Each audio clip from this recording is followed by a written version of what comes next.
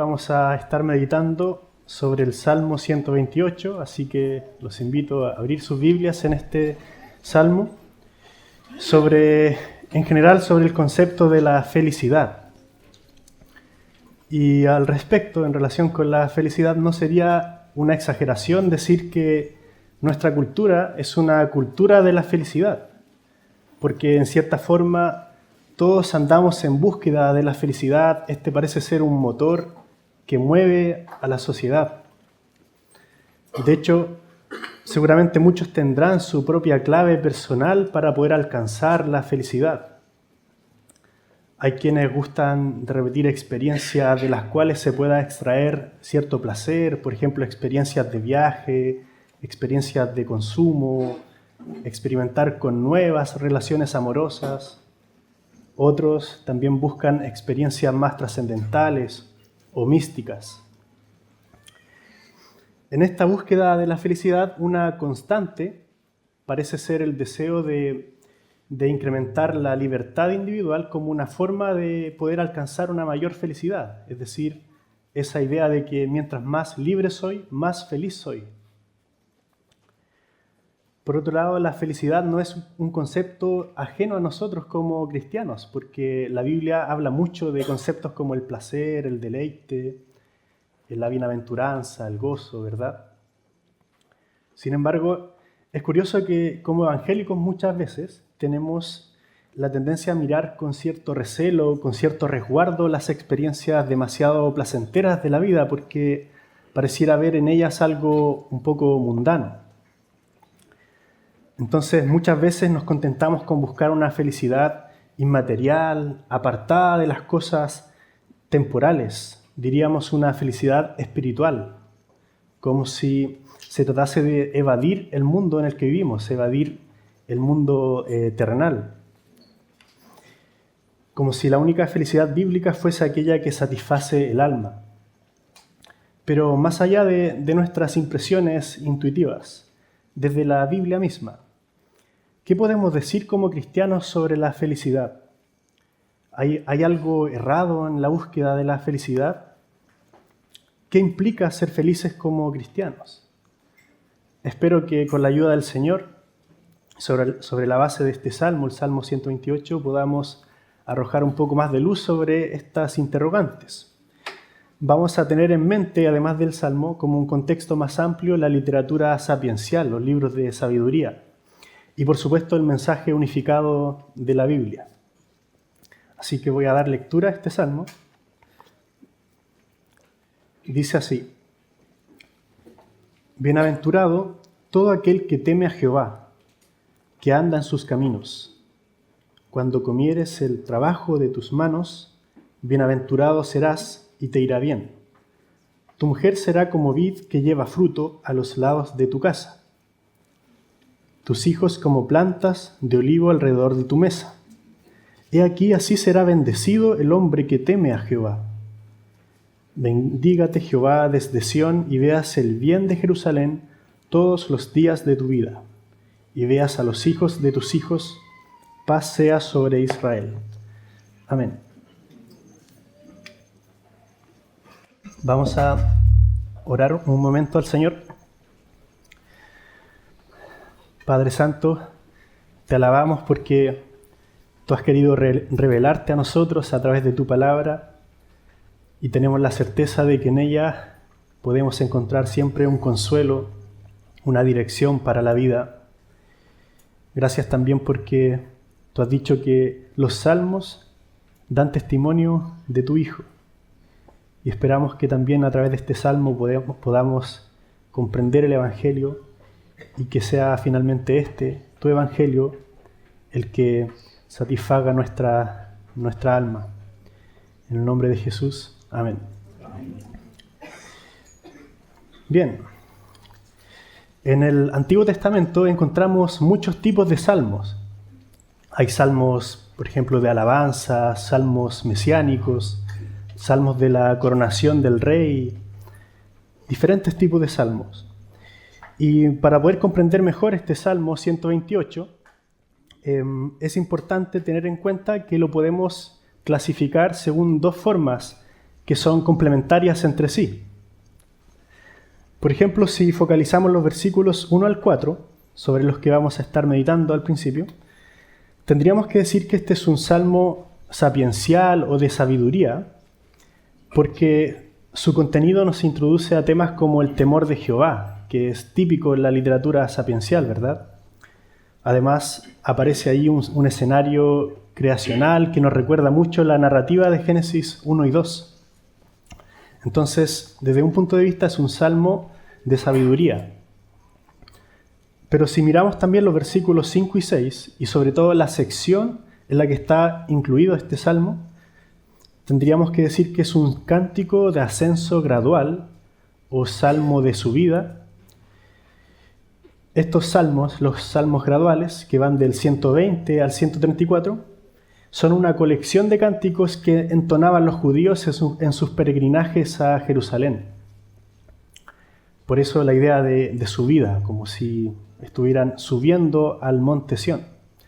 De hecho, en una lectura bien general de este salmo, podríamos decir que provoca un efecto de transición, como si a medida que lo vamos leyendo estuviéramos desplazándonos, caminando.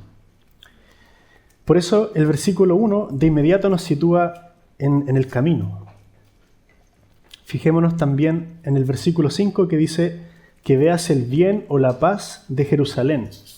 Aquí se indica el destino de llegada, el punto de llegada del Salmo. Y es interesante preguntarnos cuál podría ser el punto de partida. Si el destino es Jerusalén, bueno, ¿cuál es el punto de partida del Salmo, del recorrido que inicia?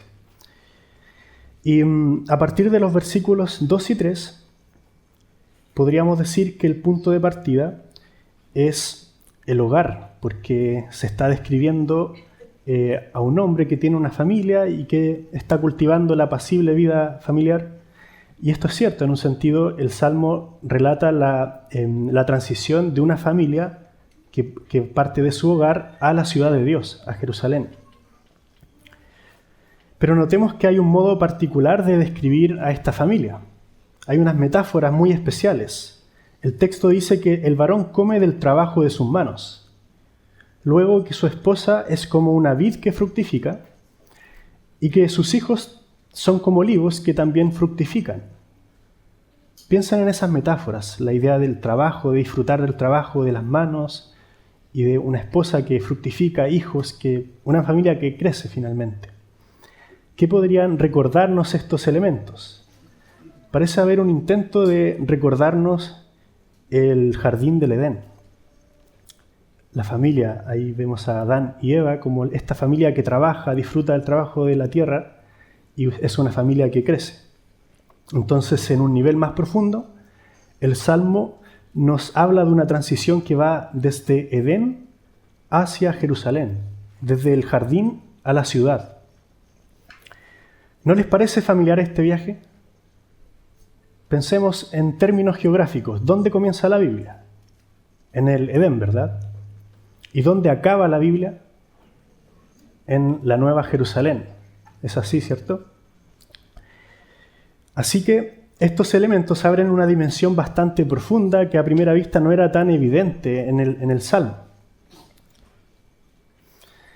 Porque la familia que en él se describe sintetiza muy bien la transición que va de Génesis a Apocalipsis y en cierta forma parece representarnos como pueblo de Dios. Ahora entonces vamos a analizar con mayor detención cada versículo y primero vamos a meditar sobre los versículos 1 al 4.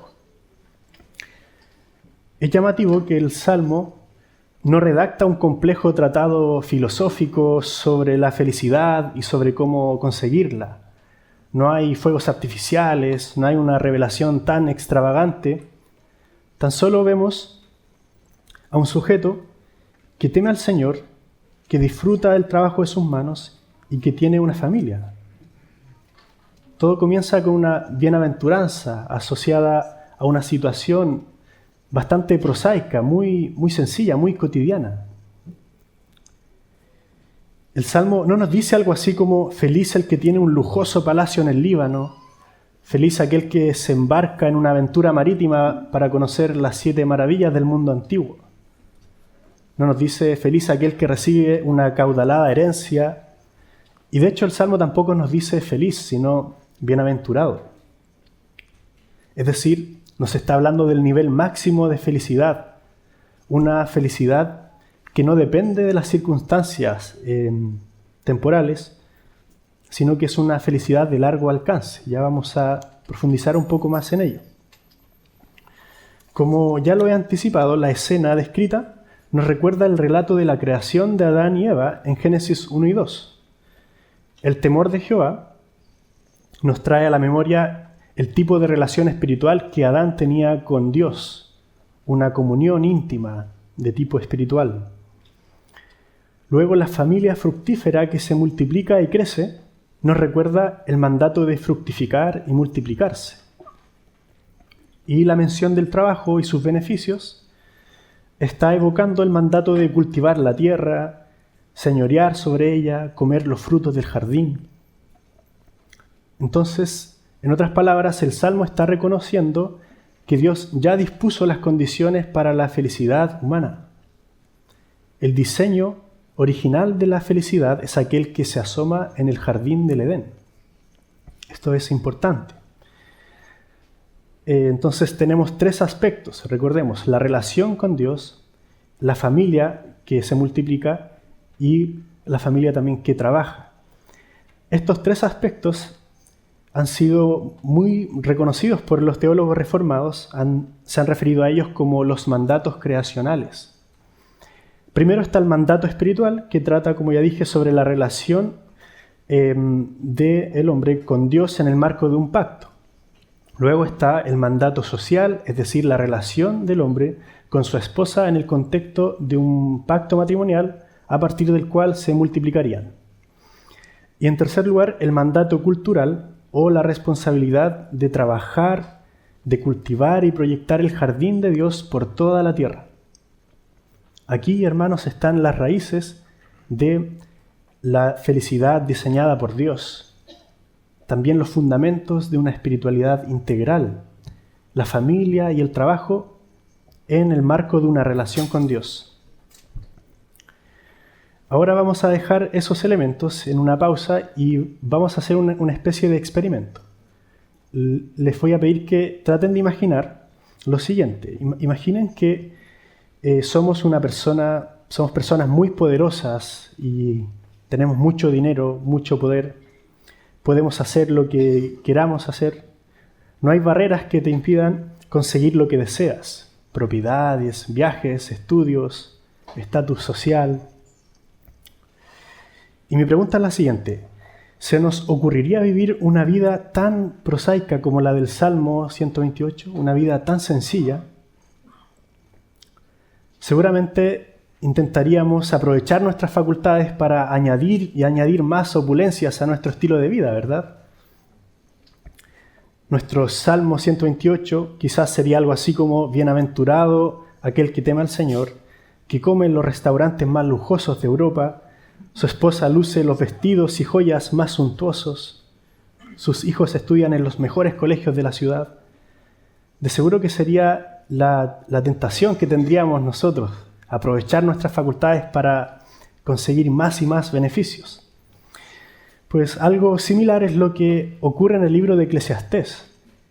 Allí vemos a un rey que lo tiene todo, el rey Salomón. Y este rey hace un experimento parecido al que señalé. Él intenta aprovechar al máximo todas sus facultades y lo que hace este rey es explorar el mundo, la vida temporal, en busca de aquellos placeres, de aquellos beneficios que podrían aportarle una calidad de vida mejor. Pero como sabemos, Salomón, después de hacer esta búsqueda de placeres, llega a la conclusión de que todo es vanidad y correr tras el viento.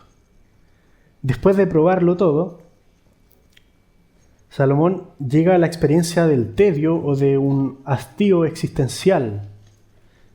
Entra en una situación de desesperación porque se da cuenta de que no hay nada temporal, no hay nada en este mundo que logre satisfacer el insaciable anhelo de plenitud, ese insaciable anhelo de felicidad que hay en nosotros.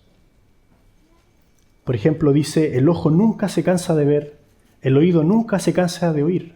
Realmente no hay nada en este mundo que logre satisfacer nuestros anhelos de felicidad. Y es interesante que Salomón también concluye lo siguiente, lo voy a resumir, pero es una conclusión que repite bastante en su libro, en el libro de Eclesiastés. Su conclusión es que no hay nada mejor para el hombre que vivir en el temor del Señor, que gozar del fruto de su trabajo y disfrutar con la mujer que uno ama. Esa es su conclusión. ¿No les parece similar al Salmo que estamos considerando? Es casi como que el Salmo 128 fuera un resumen de la misma conclusión de Salomón. Ahora intentemos pensar un poco más en nuestra situación, cómo conectar el Salmo con nosotros. Nosotros, tal como Salomón, estamos detrás de diferentes experiencias de placer que logren aportarnos una vida plena, que logren satisfacer nuestro anhelo de felicidad. Y volviendo a la idea del jardín del Edén, tal como Adán y Eva, nosotros no nos conformamos con el diseño de la felicidad que Dios dispuso. Y este inconformismo es el que propulsa cada crisis, cada distorsión en el orden creacional. Pensemos, por ejemplo, a nivel del trabajo, hay ambiciones, hay flojera. A nivel de la familia, hay lujuria, hay crisis matrimoniales, hay infidelidades, hay padres o madres que no quieren hacerse cargo de sus hijos. Y podríamos seguir. Esta es la triste historia de nuestra humanidad, intentando encontrar falsificaciones del diseño original de Dios. El diseño original de Dios para nuestra bienaventuranza. Según la Biblia, hay dos extremos muy marcados en la búsqueda de la felicidad. Y el primero lo acabo de describir, es decir, aquel que consiste en experimentar el placer, el deleite supremo en las cosas temporales, en las cosas terrenales. Pero como vimos, nada terrenal podrá satisfacernos. Por eso es que llegamos a esta experiencia del tedio, de la desesperación, tal como Salomón. Y la verdad es que solo en una relación con Dios, con el Dios eterno, con las cosas eternas, es que vamos a hallar una completa felicidad. Así que el primer extremo es intentar buscar nuestra felicidad en las cosas temporales, en las cosas terrenales. Pero hay también otro extremo en la búsqueda de la felicidad al cual como cristianos somos muy propensos. Me refiero a aquel extremo de experimentar el bien supremo en las cosas inmateriales del espíritu, o sea, la felicidad entendida como un escape del tiempo, como un escape de la vida terrenal. Es decir, la idea de que hay que negar todo lo terrenal porque la felicidad no está en esta tierra. Quizás nos produce un poco de ruido esa idea. Vamos a profundizar más en ello. Debemos tener cuidado con esta tendencia, hermanos, porque no es una idea bíblica. Y quisiera explicar por qué. Es un hecho, dejemos algo muy claro, es un hecho que solo vamos a encontrar plenitud en una relación con Dios, aquel que en un sentido está fuera del tiempo. Eso es muy cierto, es la verdad. Pero Eclesiastés, el salmo que estamos considerando, y el relato del Génesis, nos deja claro que tenemos que retomar las cosas terrenales a partir de nuestra relación con Dios. La bienaventuranza no es una simple experiencia mística del espíritu, también incluye saber disfrutar con gratitud de los dones creacionales, de los dones que el Señor nos da. Por ejemplo, el placer de los alimentos, incluso de la vida sexual dentro del matrimonio, del trabajo, de la cultura, de la ciudadanía. Son dones del Señor y nosotros como cristianos también tenemos que aprender a disfrutarlos dentro del marco de nuestra relación con Dios. El Salmo nos dice algo así como: bienaventurado aquel que teme al Señor, que se abstiene de comer, que se aparta de las personas, que vive en permanente ayuno, que no tiene un trabajo secular, que vive una vida contemplativa y de servicio monacal. No dice eso el Salmo. Nuestra máxima felicidad, hermanos, no es un escape de la vida terrenal. Esto se llama dualismo y es una falsa doctrina que ya circulaba en la iglesia primitiva.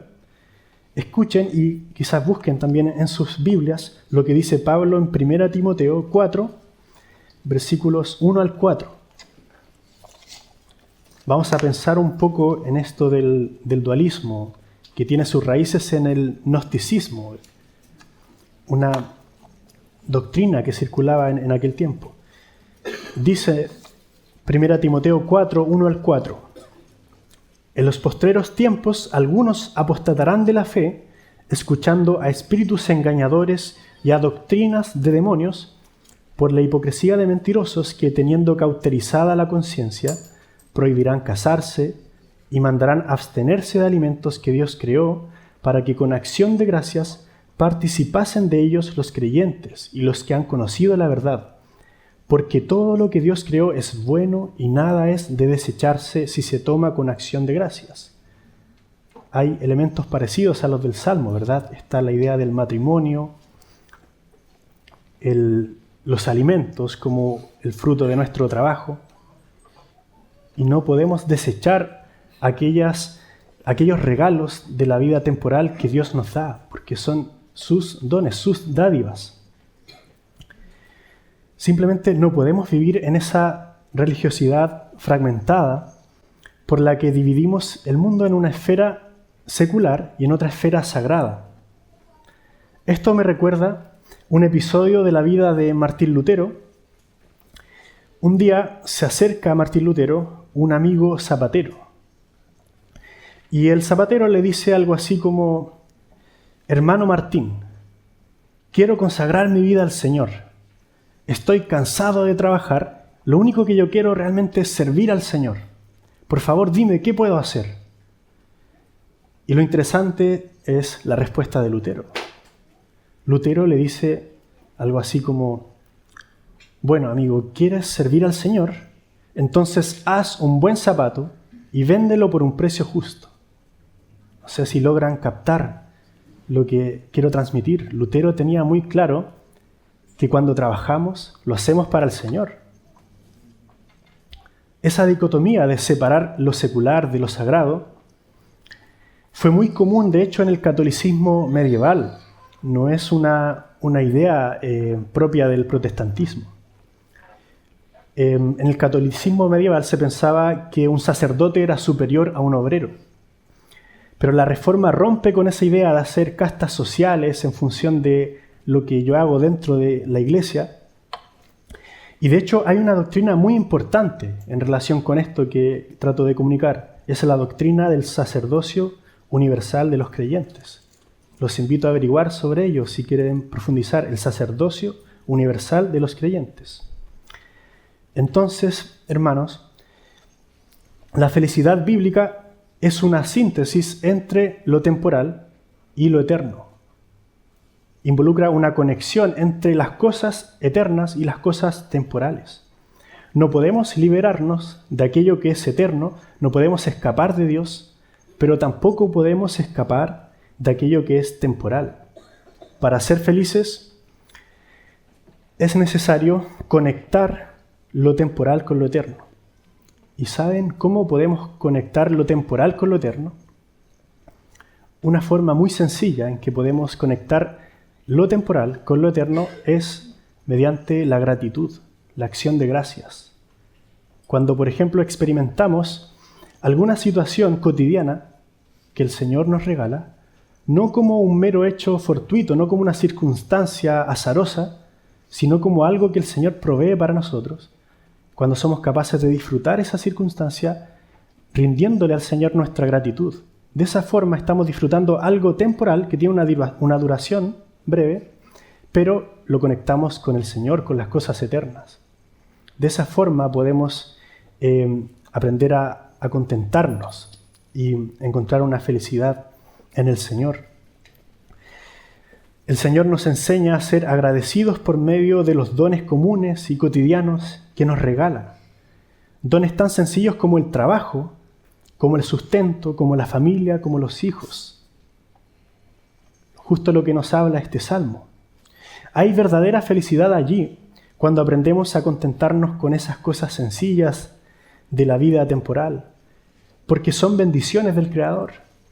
Bendiciones como el que puedas reír, o jugar con tus hijos, o tomar la mano de tu esposa, o caminar por la ciudad en compañía de un buen amigo.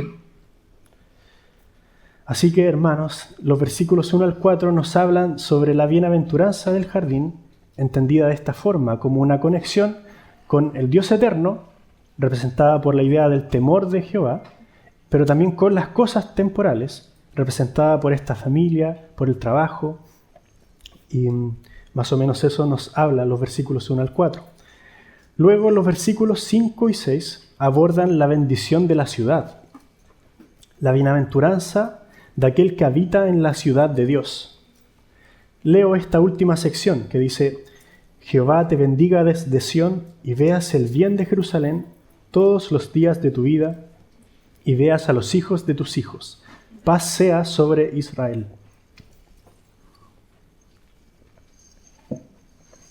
Es interesante que el Salmo no describe simplemente una familia feliz en el contexto hermético de un jardín que no tiene contacto con el mundo exterior.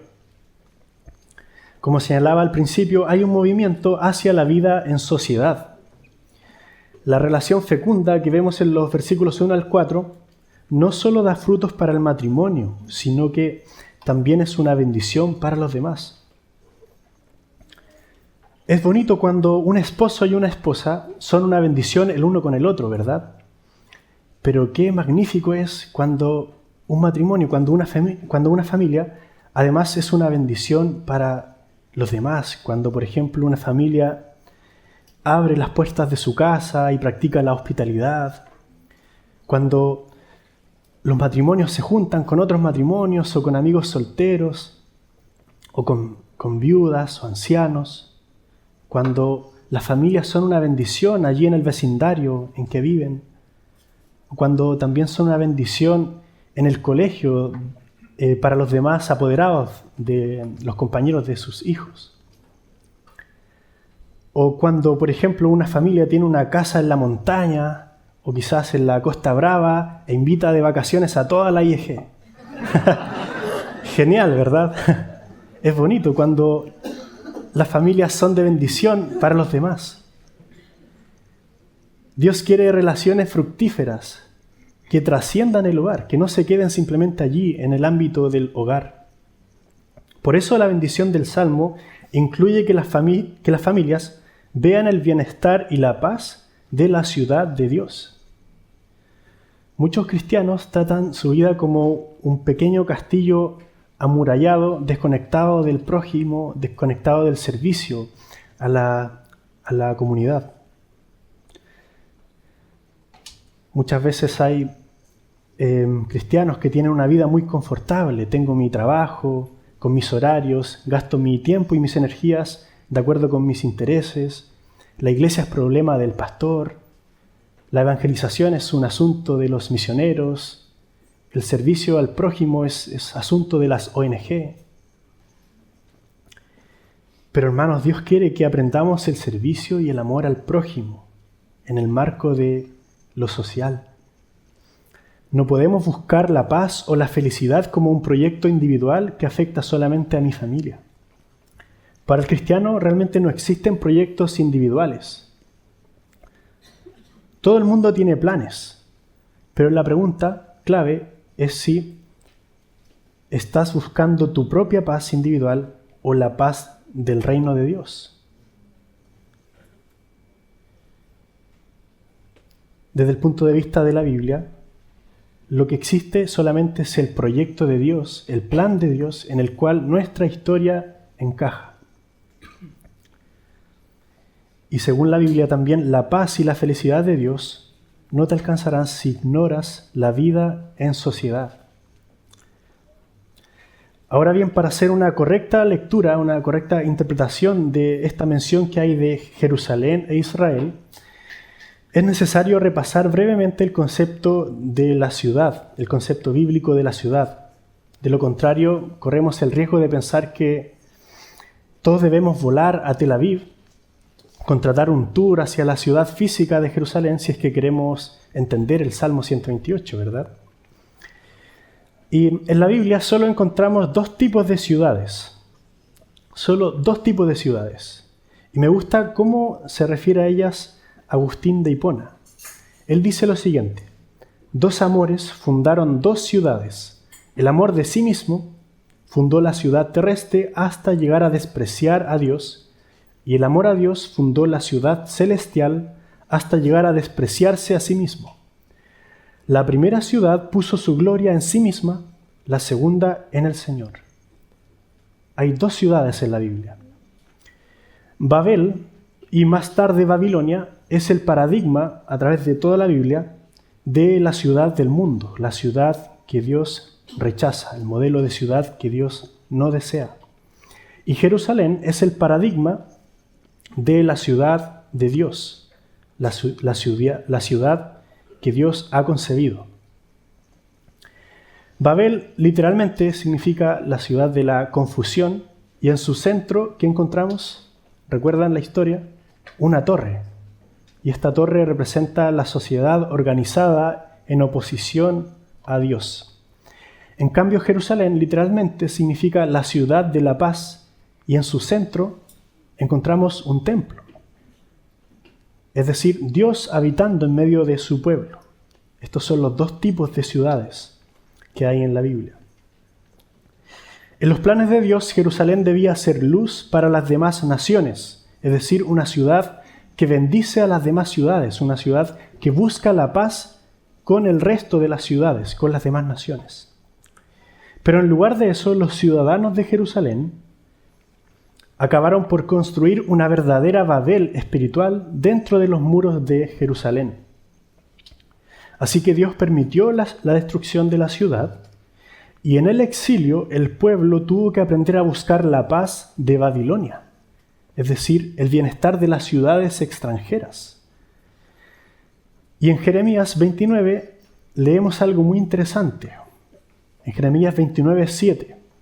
Voy a leer lo que dice acá el profeta, que representa muy bien su mensaje para el pueblo que estaba a punto de irse al exilio.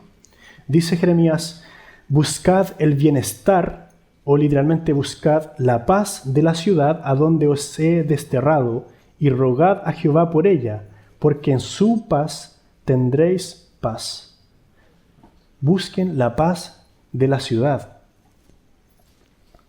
Y esta justamente es la situación que nos describe a nosotros como cristianos, como iglesia hoy. Nosotros nos vamos peregrinando literalmente hacia la ciudad física de Jerusalén, mientras cantamos el Salmo 128.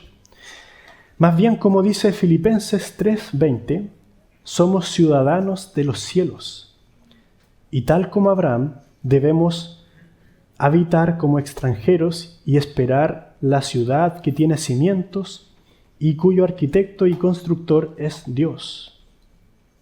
Así que ese versículo describe muy bien nuestra misión. Somos extranjeros en las ciudades que habitamos y debemos buscar la paz de las ciudades temporales que habitamos. ¿Cuál es la relevancia que tiene esto para nosotros? Los cristianos somos peregrinos, estamos dispersos a través de todas las ciudades del mundo. Pero sea donde sea que vivamos, en un sentido metafórico, habitaremos en la Babilonia del mundo o en la Jerusalén de Dios. Hay una Babilonia y hay una Jerusalén cohabitando dentro de Barcelona, en un sentido metafórico. La ciudad de Dios está dispersa dentro de las ciudades de los hombres. Así que no podemos sentirnos completamente parte de la ciudad de los hombres. Necesitamos conservar una conciencia peregrina como la del Salmo gradual. Vamos caminando hacia la Nueva Jerusalén, a la ciudad de Dios.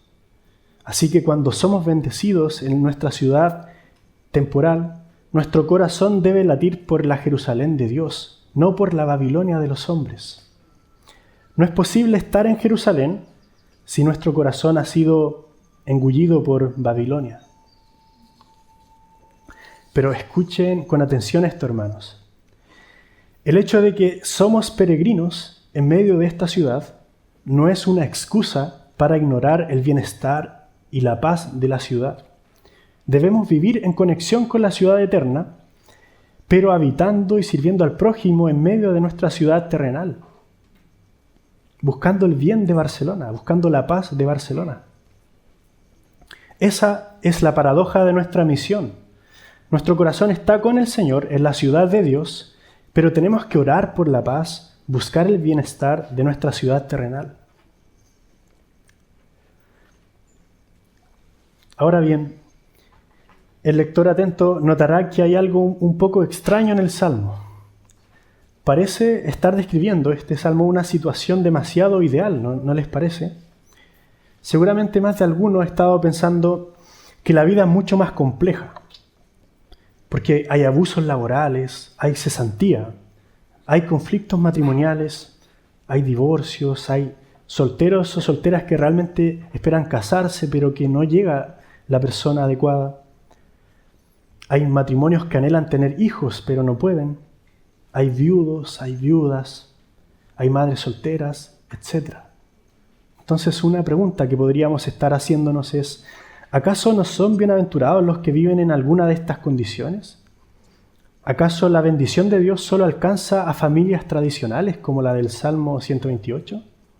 Vamos a pensar un poco en ello. Para responder estas preguntas, por cierto, hace falta mucho más que una predicación y quizás sería oportuno ampliar el horizonte del Salmo 128. Pero a riesgo de ser un poco simplista, permítanme aportar algunas ideas que pueden ser útiles. La respuesta rápida es que la prosperidad familiar y laboral no es una señal irrevocable de la bienaventuranza de Dios. Escuchen bien esto, hermanos.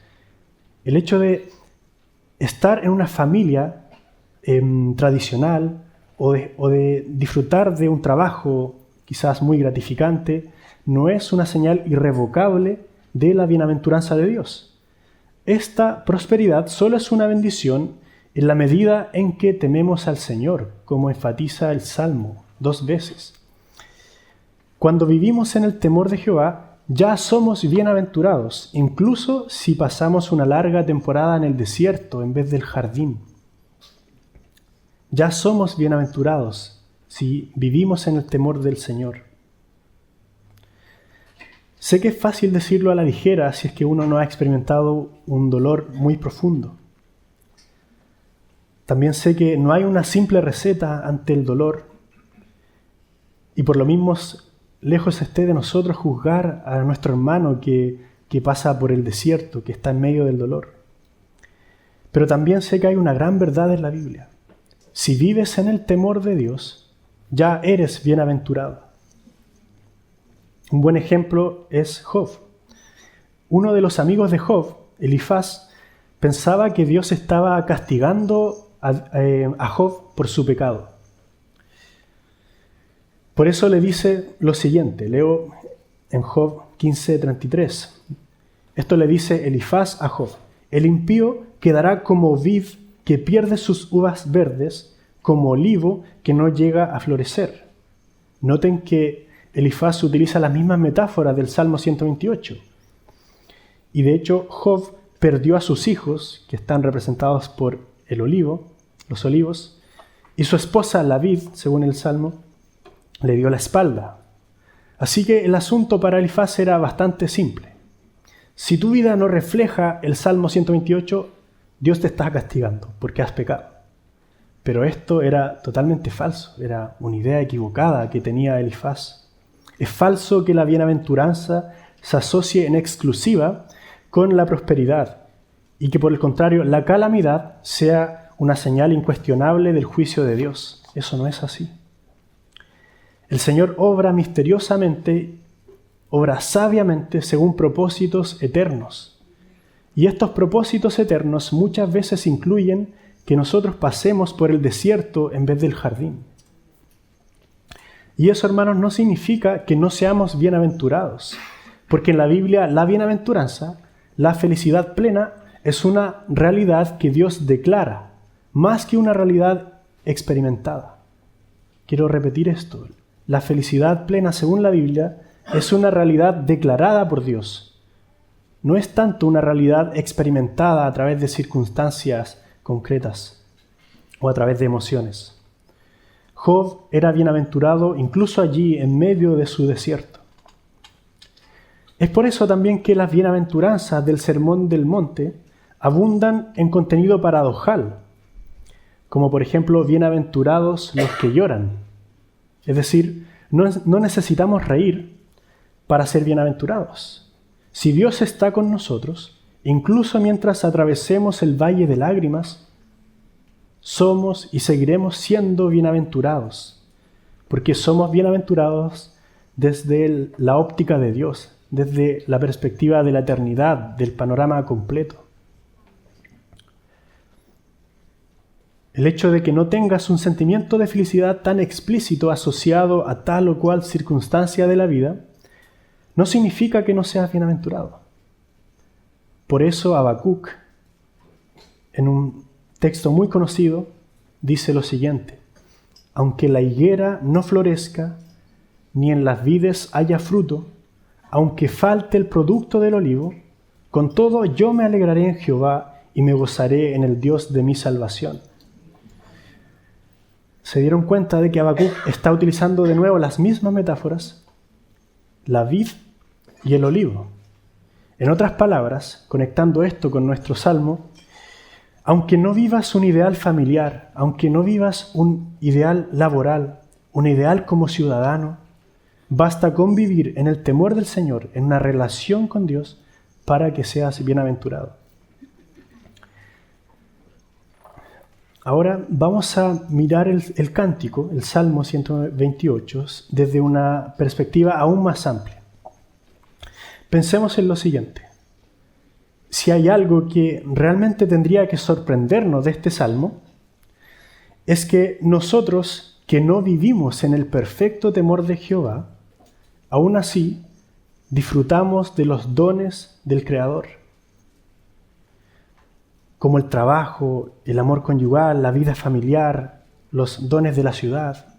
Ninguno de nosotros realmente ha vivido alguna vez en el perfecto temor de Jehová, y aún así el Señor nos bendice con estos dones temporales. Nosotros no vivimos en el perfecto temor del Señor porque junto con Adán y Eva nos rebelamos y fuimos desterrados del jardín de Dios. Y además, siguiendo a Nimrod, nos fuimos a morar como ciudadanos de Babel. Esa es nuestra verdadera condición. Nosotros no nacemos automáticamente como ciudadanos de la ciudad de Dios.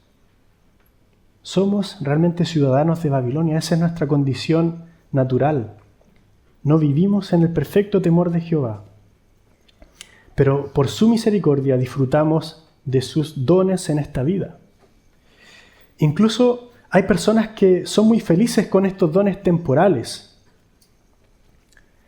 Puede ocurrir que tengas un trabajo muy gratificante, una familia ejemplar, amigos muy interesantes, pero eso, amigos, no garantiza que estás bajo la bienaventuranza de Dios. Gracias a Él, tan solo estás disfrutando una alegría temporal, pero tal vez sin reconocer al Dios que está detrás de estos dones. Cuando no rendimos a Dios nuestra gratitud por sus dones, no estamos conectando lo temporal con lo eterno. Y es urgente que nos preguntemos lo siguiente: ¿estoy disfrutando de las bendiciones del Creador sin rendirle mi gratitud? ¿Estoy realmente viviendo en el temor de Jehová? Porque recordemos, solo somos bienaventurados en la medida en que reconocemos con gratitud al Señor por sus regalos, en la medida en que vivimos en el temor de Dios. Y hay otro asunto, tal vez complementario de esto, que tendría que sorprendernos aún más a la luz del Nuevo Testamento. Jesús anduvo toda su vida en el perfecto temor de Jehová, en el perfecto temor del Señor, según Hebreos 5:7. Jesús buscó insaciablemente la paz de Jerusalén, la paz de la ciudad. Jesús también fue un peregrino. Como dice Lucas, él afirmó su rostro para ir a Jerusalén. Ese era su destino. Toda su vida podemos entenderla como un recorrido hacia Jerusalén. Ese era su destino. Pero a diferencia de Adán, no inició su recorrido hacia Jerusalén en el jardín. Él comenzó su recorrido, su andar por esta tierra en el desierto. A diferencia del varón del Salmo 128, él no tuvo una esposa, no tuvo una familia, tampoco lo vemos disfrutando del trabajo de sus manos. Y cuando llegó a Jerusalén, no vio la paz de la ciudad. Tampoco vio la bendición inmediata de Dios, porque aun cuando vivió en el perfecto temor del Señor, Jesús fue hecho una maldición para que tú y yo podamos ser bienaventurados. Él fue hecho una maldición en nuestro lugar, al ser colgado en aquel madero. Aquel que fue el ciudadano perfecto de la ciudad de Dios, fue echado, fue expulsado y crucificado fuera de los muros de la ciudad, para que tú y yo podamos ser admitidos en la ciudad de Dios. Él es el hortelano que restaura el jardín del Edén. Y Él es el arquitecto y constructor de la ciudad de Dios, la Nueva Jerusalén. Y amigos, nosotros ya podemos ser ciudadanos de aquella Jerusalén celestial, de aquella morada eterna, si es que estamos unidos a Cristo por la fe. Al estar unidos a Cristo por la fe, podemos andar en el temor del Señor. Esa es la forma como podemos ser ciudadanos de la ciudad de Dios. Entonces, si al vivir en Barcelona estás realmente habitando la Babilonia del mundo, debes saber que Babilonia caerá. Babilonia caerá junto con todos sus habitantes y tú junto con ellos, si es que permaneces en oposición a Dios. Pero aún puedes entrar a la ciudad de Dios por la puerta que es Cristo. Él es quien nos hace ciudadanos de la ciudad de Dios. Él asegura nuestra bienaventuranza. Él es quien restaura la felicidad del Edén. Si al vivir en Barcelona, en cambio, realmente eres un ciudadano de la ciudad de Dios, escucha con atención las palabras de Apocalipsis 22:14, que dicen: Bienaventurados los que lavan sus ropas para tener derecho al árbol de la vida y para entrar por las puertas de la ciudad. Si estás en Cristo, si has lavado tus pecados en la sangre de Cristo, según este texto, tienes derecho a entrar al nuevo Edén. El árbol de la vida nos recuerda al nuevo Edén.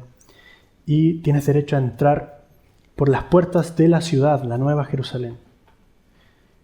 El mismo Jesús que dijo: bienaventurados los que lloran, es aquel que transformará tus lágrimas temporales en un gozo eterno cuando entres por las puertas de aquella ciudad jardín, el nuevo Edén, la Nueva Jerusalén, cuyo arquitecto y constructor es Dios.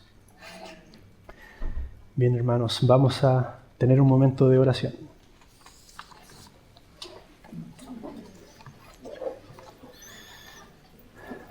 Padre, te alabamos por Jesucristo, porque Él ha llegado a ser una maldición por nosotros para que podamos estar bajo tu bendición, para que nosotros seamos bienaventurados y tengamos acceso a la ciudad santa, a este nuevo Edén que el mismo Jesús está preparando para su pueblo. Señor, ayúdanos a vivir en gratitud por todo lo que tú nos das constantemente a través de nuestras vidas. Ayúdanos a aprender más sobre el contentamiento y que podamos vivir como cristianos vidas gozosas que te honren. Bendice a mis hermanos y que esta reflexión contribuya al consuelo y a la orientación de tu pueblo y a la salvación de muchos también. En el nombre de Jesús, amén.